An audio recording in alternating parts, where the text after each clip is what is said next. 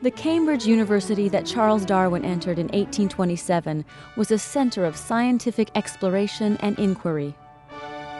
English trade ships were roaming the world from Asia to Africa to South America. They were also collecting plant and animal life unknown to Europeans, as well as fossilized bones and shells, and new surveys of mountains, vast plains, and river gorges, all of which gave English naturalists a flood of new information to sort through and interpret. Many of the country's leading naturalists taught at Cambridge, and Charles quickly fell in with those students and professors who studied nature and joined them in their explorations of the English countryside. Among them was the Reverend John Stevens Henslow, a religious scholar who taught botany at Cambridge. Though Charles spent much of his time at Cambridge doing what he always liked best, exploring nature, he also worked hard to pass his classes and managed to score 10th in the non-honors section of his final exams. He celebrated with a summer spent hunting, beetling, exploring, and collecting. When he finally returned to the Mount, Charles found a letter awaiting him from Reverend Henslow. It was an invitation to travel as ship's naturalist on a mapping expedition to South America, aboard a 10-gun schooner called the Beagle. Charles's father, worried his son would never settle into a respectable career, did not think a 3-year voyage around the world would help Charles settle into life as a clergyman. I was instantly eager to accept the offer, but my father strongly objected, adding the words, "Fortunate for me, if you can find any man of common sense who advises you to go, I will give my consent."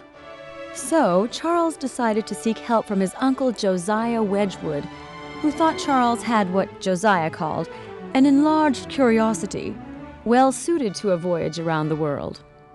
As my uncle thought it would be wise for me to accept the offer, and as my father always maintained that he was one of the most sensible men in the world, he at once consented in the kindest manner. And so, 2 days after Christmas in the year 1831, the Beagle set sail from England with a 22-year-old Charles Darwin aboard. Their destination? The coast of South America. Their mission? To survey the coastline south of Buenos Aires to help cartographers make better maps.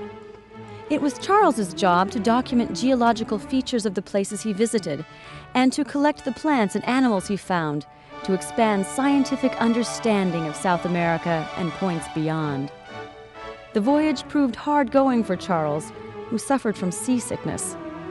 To help pass the time, Darwin concentrated on a book Reverend Henslow had given him called Principles of Geology by Charles Lyell.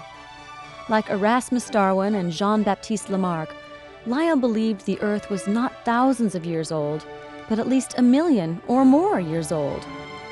Over very long periods of time, Lyell argued, the Earth itself was changing. Mountains were gradually rising from the ocean in some parts of the world and gradually sinking in others. Lyell called his theory uniformitarianism, meaning the changes to land masses on Earth happened continually and gradually, day after day, year after year, by processes that are still going on today. This was not the way most other geologists thought about the world.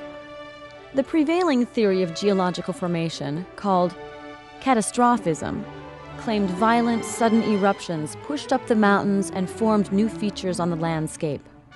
Now out at sea, thousands of miles from his professors at Cambridge, Darwin was thinking through these new ideas for himself. He saw evidence to support Lyell's thinking at one of his first stops, at the Cape Verde Islands near the equator off the coast of Africa.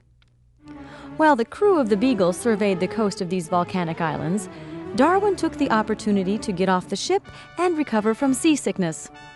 As he hiked the mountain terrain, he was surprised to find a band of seashells running through the side of the volcano, about 40 feet above sea level.